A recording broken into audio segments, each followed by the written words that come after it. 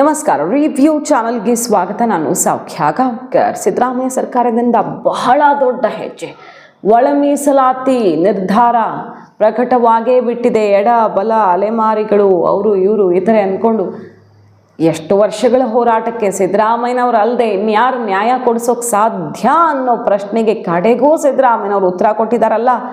ಆದರೆ ಇಷ್ಟು ಅಸಹಾಯಕರಾದ ಸಿದ್ದರಾಮಯ್ಯನವರು ನಿಜವಾದ ಪರಿಸ್ಥಿತಿಯನ್ನು ಅವಲೋಕಿಸದೆ ಯಾರ ಒತ್ತಡಕ್ಕೆ ಮಣಿದಿದ್ದಾರೆ ಸಿದ್ದರಾಮಯ್ಯನವರು. ಇವತ್ತು ಆಕ್ರೋಶ ಸಿಡಿದಿದೆ. ನ್ಯಾಯ ಕೊಡಿಸ್ತಾರೆ ಅಂದುಕೊಂಡಿದ್ದ ಸಿದ್ದರಾಮಯ್ಯನವರೇ ಅನ್ಯಾಯ ಮಾಡಿದ್ರಲ್ಲ ಅಂತ. ಕಡೆ ಪಕ್ಷ ಮಂತ್ರಿಗಳಿಗೆ ಯಾರಿಗೂ ಇದು ಗೊತ್ತಾಗ್ಲಿಲ್ವಾ? ಯಾರಿಗೂ ಇದು ನೆನಪೂ ಆಗ್ಲಿಲ್ವಾ? ಆಕ್ರೋಶ ಸಿಡಿದಿದೆ. ಸಿದ್ದರಾಮಯ್ಯ ಸರ್ಕಾರದ ಈ ತೀರ್ಮಾನದ ವಿರುದ್ಧ ಕಾನೂನು ಸಂಕಷ್ಟವೂ ಎದುರಾಗ್ತಿದೆ. ಒಳ ಮೀಸಲಾತಿಗೆ ಕಾನೂನು ಸಂಕಷ್ಟ ಫಿಕ್ಸ್. ಡೀಟೇಲ್ಸ್ ಇರ್ತಾ ಹೋಗ್ತೀವಿ. ಮಿಸ್ ಮಾಡಿದ್ರೆ ನಮ್ಮ ಚಾನಲ್ನ ಸಬ್ಸ್ಕ್ರೈಬ್ ಮಾಡಿ, ನಿಮ್ಮ ಅಭಿಪ್ರಾಯ ಕಮೆಂಟ್ ಮಾಡಿ ತಿಳಿಸಿ. ವೀಕ್ಷಕರೇ, ಈಗ ಸಿದ್ದರಾಮಯ್ಯ ಸಂಪುಟದವರು ಎಲ್ಲರೂ ಕೂಡ ಎಷ್ಟೋ ವರ್ಷಗಳ ಬೇಡಿಕೆ ಈಡೇರಿದೆ, ನ್ಯಾಯ ಸಿಕ್ಕಿದೆ ಅಂತಿದ್ದಾರೆ. ಎಡಗೈಗೆ 5.25, ಬಲಗೈಗೂ 5.25 ಮತ್ತು ಸ್ಪರ್ಶ ಶೇಕಡ 4.25 ಅಷ್ಟು ಸಂಪುಟ ಸಭೆಯಲ್ಲಿ ತೀರ್ಮಾನ ಆಗಿದೆ. CM ಘೋಷಣೆ ಮಾಡಿದ್ದಾರೆ, ಎಲ್ಲರೂ ಒಪ್ಪಿಗೆ ಕೊಟ್ಟಿದ್ದಾರೆ. ಈ ಹೊಸ ನಿರ್ಣಯದ ಆಧಾರದಲ್ಲಿ ಅಧಿಸೂಚನೆ ಹೊರಡಿಸಲಾಗುತ್ತೆ ಅಂತ ಘೋಷಣೆಯನ್ನು ಮೊಳಗಿಸಿದ್ದಾರೆ. ಶೇಕಡ 4.25 ಅಷ್ಟರಲ್ಲಿ ಅಲೆಮಾರಿ ಸಮುದಾಯಕ್ಕೂ ಮೀಸಲು ಕೊಡಬೇಕಲ್ಲ. ಪ್ರತಿ 5 ಹುದ್ದೆಲೂ 1 ಹುದ್ದೆ ಅಲೆಮಾರಿ ಸಮುದಾಯಕ್ಕೆ ಅನ್ನೋ ರೀತಿ ಹೇಳ್ತಿದ್ದಾರೆ. ಈಗ ಇದು ಎಂಥ ಅನ್ಯಾಯ ಅಲ್ವಾ? ಮೊದಲು 15% ಓವರ್ ಆಲ್ ಇದ್ದಾಗ ಅಲ್ಲೊಂದು ಇಲ್ಲೊಂದು ಆದರೂ ನಮಗೆ ಸಿಕ್ತಿತ್ತು. ಅಲೆಮಾರಿಗಳು ಯಾವ ರೀತಿ ಈ ಪರಿಸ್ಥಿತಿಯಲ್ಲಿ ಸಮಾಜದಲ್ಲಿ ಹಿಂದುಳಿದಿದ್ದಾರೆ. ಆದರೆ ಅವ್ರಿಗೆ ಇನ್ನೂ ಅನ್ಯಾಯ ಮಾಡಿದೆ ಸಿದ್ದರಾಮಯ್ಯ ಸರ್ಕಾರ ಅನ್ನುವ ತೀವ್ರ ವಿರೋಧ ವ್ಯಕ್ತವಾಗ್ತಿದೆ. ಇಲ್ಲಿ ಮಹದೇವಪ್ಪನವರು, ಪರಮೇಶ್ವರ್ ಅವರು ಒಂದಿಷ್ಟು ಜನ ಒಂದು ಕಡೆ, ತಿಮ್ಮಾಪುರ್ ಅವರು, ಮುನಿಯಪ್ಪನವರು ಒಂದು ಕಡೆ, ಎಡಗೈ ಬಲಗೈ ಕಂದಕ ಸಿಕ್ಕಾಪಟ್ಟೆ ಜಾಸ್ತಿಯಾಗಿ ರಾಜೀನಾಮೆ ತನಕ ಹೋಗಿತ್ತಿದ್ದು. ಒಳ ಮೀಸಲಾತಿ ಈ ವಿಚಾರದಲ್ಲಿ ಅನ್ಯಾಯ ಅಂದರೆ ರಾಜೀನಾಮೆ ಕೊಡ್ತೀವಿ ಅಂತ ಎಡಗೈ ಸಮುದಾಯದ ಮಿನಿಸ್ಟರ್ಗಳೆಲ್ಲ ಸಿದ್ದರಾಮಯ್ಯನವ್ರಿಗೆ ಶಾಕ್ ಕೊಟ್ಟಿದ್ರು. ಕಡೆಗೆ ಕುರ್ಚಿ ಸಂಕಷ್ಟ ಬೇರೆ ಎದುರಾಗಿರೋ ಹೊತ್ತಲ್ಲಿ ಏನೋ ಒಂದು ಮಾಡಬೇಕು ಅಂತ ಮಾಡಿರೋದಾಯ್ತು. ಅಲೆಮಾರಿಗಳು ಅತ್ಯಂತ ಕೆಟ್ಟ ಪರಿಸ್ಥಿತಿಯಲ್ಲಿರುವಂಥ ಅಲೆಮಾರಿಗಳು. ಇಷ್ಟು ವರ್ಷ ಅಂತೂ ಮೀಸಲಾತಿ, ಒಳ ಮೀಸಲಾತಿ ಯಾರ್ಯಾರ ಪಾಲಾಗಿದೆ ಅನ್ನೋದು ಗೊತ್ತು. ಹೋರಾಟಗಾರರ ಮಾತಿದು. ಇನ್ನು ಮುಂದೆ ಮತ್ತನ್ಯಾಯ ಮಾಡೋಕ್ಕೆ ಸಿದ್ದರಾಮಯ್ಯನವರು ಈ ತೀರ್ಮಾನ ಪ್ರಕಟಿಸಬೇಕಿತ್ತ ಅಂತ ಈಗ ಕಾನೂನು ಹೋರಾಟಕ್ಕೆ ಮುಂದಾಗ್ತಿದ್ದಾರೆ. ಅಲೆಮಾರಿಗಳ ಪರ ಹೋರಾಟ ಮಾಡಿದಂತಹ ಬಾಲಗುರುಮೂರ್ತಿಯವರ ಮಾತುಗಳನ್ನು ನೀವೇ ಕೇಳಿಸ್ಕೊಳ್ಳಿ. ಈಗ ಕೋರ್ಟ್ನಲ್ಲಿ ಇದನ್ನು ಪ್ರಶ್ನೆ ಮಾಡೋದಕ್ಕೆ, ಚಾಲೆಂಜ್ ಮಾಡೋದಕ್ಕೆ ಆಲ್ರೆಡಿ ಹೆಜ್ಜೆ ಇಟ್ಟಿದ್ದಾಗಿದೆ. ಈ ನಿಟ್ಟಿನಲ್ಲಿ ಕಾನೂನು ಹೋರಾಟವೂ ಕೂಡ ಸರ್ಕಾರಕ್ಕೆ ಸಂಕಷ್ಟ ತಂದಿಡಲಿದೆ ಅನ್ನೋದು. ಸರ್ಕಾರ ತುಂಬಾ ಜಾಣತನದಿಂದ ಎಡ ಬಲ ಯಾರಿಗೂ ಅನ್ಯಾಯ ಆಗದಿರೋ ರೀತಿ ಮಾಡಿದೀವಿ ಅಂತ ಹೇಳ್ತಿದ್ದಾರೆ. ಆದ್ರೆ 4.25% ಅಲೆಮಾರಿಗಳಿಗೆ ಇತರೆ ಅಂತ ಹೇಳ್ತಿರೋದ್ರಿಂದ ಅದು ನ್ಯಾಯ ಸಿಗತ್ತೆ ಅಂತ ಅನಿಸ್ತಿದ್ಯಾ ನಿಮ್ಗೆ? ಅಟ್ಲೀಸ್ಟ್ ನಮ್ಗೆ 15% ಅಲ್ಲಿ ಇದ್ದಾಗ, ಒಟ್ಟಿಗೆ ಇದ್ದಾಗ ಏನು ಅಲ್ಲಾದ್ರೂ ಸ್ವಲ್ಪ ಅಲ್ಲಿ ಇಲ್ಲಿ ಸ್ವಲ್ಪ ಮಟ್ಟಿಗಾದ್ರೂ ಏನೋ ಸ್ವಲ್ಪ ದಕ್ತಿತ್ತು. ಅಂದ್ರೆ ನಮ್ಮ ಸಮುದಾಯಗಳಿಗೆ ಎಲ್ಲೋ ಮೀಸಲಾತಿ ಅವ್ರಿಗೆ ಪರಿಕಲ್ಪನೆ ಗೊತ್ತಿಲ್ಲ. ನ್ಯಾಯ ಒದಗಿಸ್ಕೊಡ್ತಿದ್ದೀವಿ ಅಂತ ಸಿದ್ದರಾಮಯ್ಯ ಸರ್ಕಾರ ಮಾಡಿರೋ ನಿರ್ಧಾರ ಸ್ಪಷ್ಟವಾಗಿ ಹೇಳ್ಬೇಕಾದ್ರೆ ಸನ್ಮಾನ್ಯ ಸಿದ್ದರಾಮಯ್ಯನವರು ರಾಜಕಾರಣದ ಅನಿವಾರ್ಯತೆಯಲ್ಲಿ ಸಾಮಾಜಿಕ ನ್ಯಾಯ, ಅಲೆಮಾರಿಗಳು ಇವೆಲ್ಲ ಅನ್ನುವಂಥದ್ದು ಈಗ ನಾವು ಅದನ್ನು ಒಂದು ಭ್ರಮೆ ಅಷ್ಟೇ. ಯಾಕಂದ್ರೆ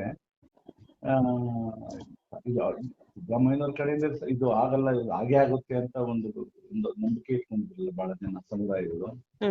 ಇವರೆಲ್ಲ ಒಂದು ರೀತಿ ಎಮೋಷನಲ್, ಭಾವನಾತ್ಮಕವಾಗಿ ಆತರಗೊಂಡಿಸುವಂತ ಜನ.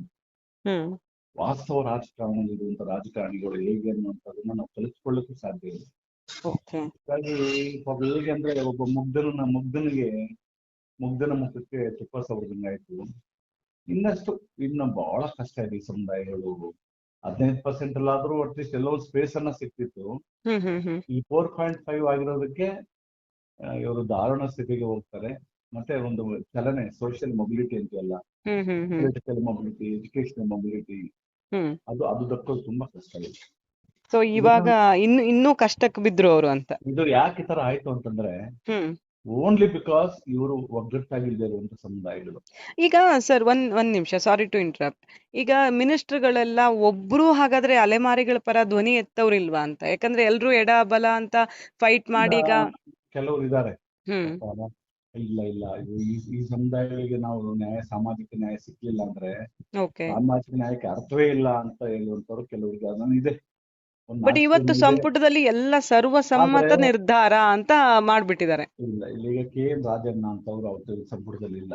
ಹ್ಮ್. ನಮಗೆ SK ಪಾಟೀಲ್ರು ಸ್ವಲ್ಪ ಮಾತಾಡ್ತಾರೆ ಅಂತ ನಮ್ಗೊಂದು ಭರವಸೆ ಇತ್ತು, ಹ್ಮ್ ಅದು ಆಗ್ಲಿಲ್ಲ. ಉಳಿದಂತೆ ಆತರ ಆಗಿದ್ರೆ ಕನಿಷ್ಠ 0.5% ಆದ್ರೂ ಇಟ್ಟಿದ್ರೆ ಹ್ಮ್ ಮುಂದೆ ಏನೋ ಒಂಚೂರು ಇದು ಮಾಡ್ಬೋದಿತ್ತು. ಬಟ್ ನಮ್ಗೊಂದು ಆಶಾ ಕಿರಣ, ಈಗ ಕೋರ್ಟ್ ಇದೆ, ಹ್ಮ್ ನಾವೇ ಕೋರ್ಟಲ್ಲಿ ಕೇಸ್ ಹಾಕಿರೋದು. ಓಕೆ ಕೋರ್ಟಲ್ಲಿ ಇವರೆಲ್ಲ ಮಾತಾಡ್ಲಿ, ಹ್ಮ್ ಯಾವ ಆಧಾರದ ಮೇಲೆ ಕೊಟ್ಟರು, ಈಗ ಯಾವ ಡಾಟಾ, ಯಾವ ಎಂಪಿರಿಕಲ್ ಡಾಟಾ ಮೇಲೆ ಈ ತರ ಹಂಚಿಕೆ ಮಾಡಿದ್ರು, ಓಕೆ ನಾಗಮೋಹನ್ ದಾಸ್ ಅವ್ರ ವರದಿ ಏನಾಯ್ತು, ಸುಪ್ರೀಂ ಕೋರ್ಟ್ ಗೈಡ್ಲೈನ್ಸ್ ಏನಾಯ್ತು, ಹ್ಮ್ ಇವೆಲ್ಲ ಅಲ್ಲಿ ಎತ್ತುವಂತ ಪ್ರಶ್ನೆಗಳು. ಓಕೆ. ಈಗ ಗಣತಿ ಮಾಡುವಾಗ ಅಲೆಮಾರಿಗಳ ಪಕ್ಕ ನಂಬರ್ ಕೂಡ ತೆಗಿಬೇಕು ಅನ್ನೋ ಡಿಮ್ಯಾಂಡ್ ಇದೆ. ಅದ್ರ ಬಗ್ಗೆ ಬಹಳಷ್ಟು ಅನ್ಯಾಯ ಆಗ್ತಾ ಬಂದಿದೆ ಅಂತ.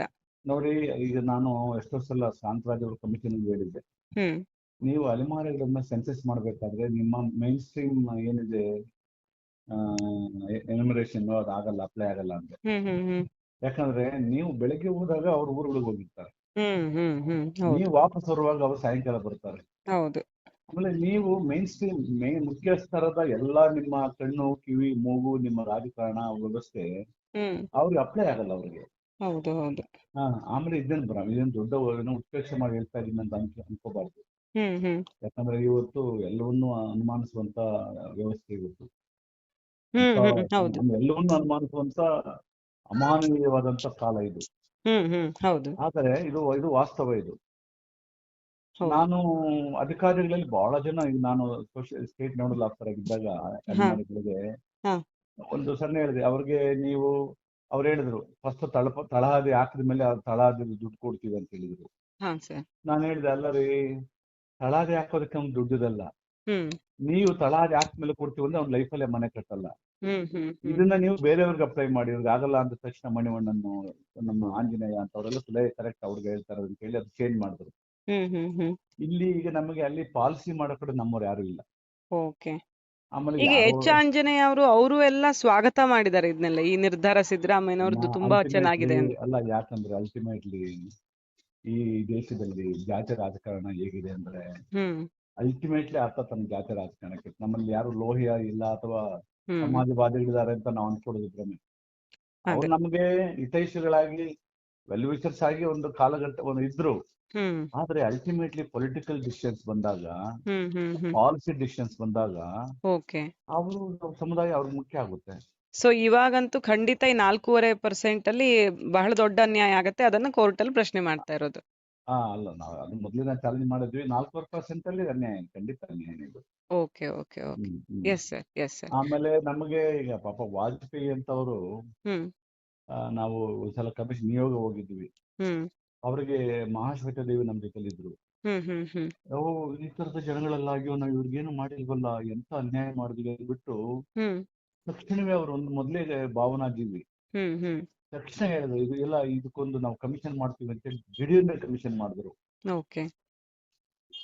ಕೆಲವು ಕಡೆ ಅಂತ ನಾನು ಹೇಳ್ತಾ ಇರುವಂತದ್ದು, ಸಾಮಾಜಿಕ ನ್ಯಾಯವನ್ನು ಅದಕ್ಕೆ ಇಮಿಡಿಯೇಟ್ ಆಗಿ ಹೆಂಗ್ ಸ್ಪಂದಿಸ್ತಾರೆ ಅಂತ.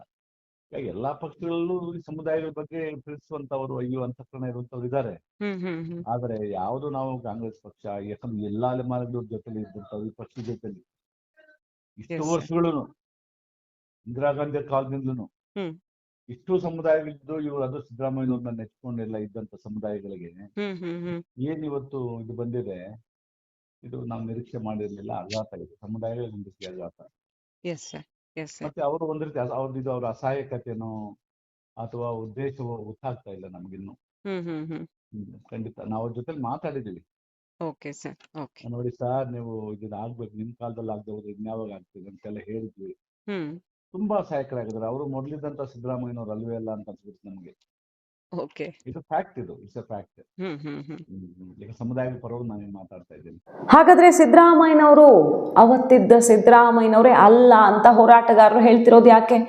ಅಸಹಾಯಕರಾಗ್ಬಿಟ್ಟಿದ್ರು. ನಾವೆಲ್ಲ ಹೋಗಿ ಮೀಟ್ ಆದಾಗ, ಸರ್ ನೀವಲ್ದೆ ಇನ್ಯಾರು ಮಾಡೋಕೆ ಸಾಧ್ಯ ಅಂತ ಕೇಳಿದ್ರೆ ಹೋರಾಟಗಾರರು ಖುದ್ದು ಮಾತಾಡ್ತಿರೋದು ಬಹಳ ಅಸಹಾಯಕರಾಗಿಬಿಟ್ಟಿದ್ರು. ಅಂತಹ ಸ್ಥಿತಿಯಲ್ಲಿ ಸಿಕ್ಕಾಕೊಂಡಿದ್ದಾರೆ ಸಿದ್ದರಾಮಯ್ಯನವ್ರ. ಪಾಪ ಇನ್ನೇನು ಮಾಡೋಕ್ಕೆ ಸಾಧ್ಯ, ಅಲೆಮಾರಿಗಳಿಗಿದು ಮರಣ ಶಾಸನವಾಗತ್ತೆ ಅನ್ನುವ ಆಕ್ರೋಶವೇ ಸಿಡಿದಿದೆ. ಕಾದ್ ನೋಡೋಣ. ಕಾನೂನು ಹೋರಾಟದಲ್ಲಿ ಇದಕ್ಕೆ ಮತ್ತೆ ಹಿನ್ನಡೆ ಆದರೆ ಸುಮ್ಮನೆ ಹೆಸರಿಗೆ ಒಳ ಮೀಸಲಾತಿ ಮಾಡಿದ್ರು ಸಿದ್ದರಾಮಯ್ಯನವ್ರ ಕಾಲದಲ್ಲಿ ಅಂತ ಹೇಳೋದೇ ಆಗುತ್ತೆ ಬಿಟ್ಟರೆ ಅದು ಮೂಗಿಗೆ ತುಪ್ಪನೇ ಆಗುತ್ತೆ, ಕಡೆಗೆ ಯಾರಿಗೂ ಸಿಗಲ್ಲ.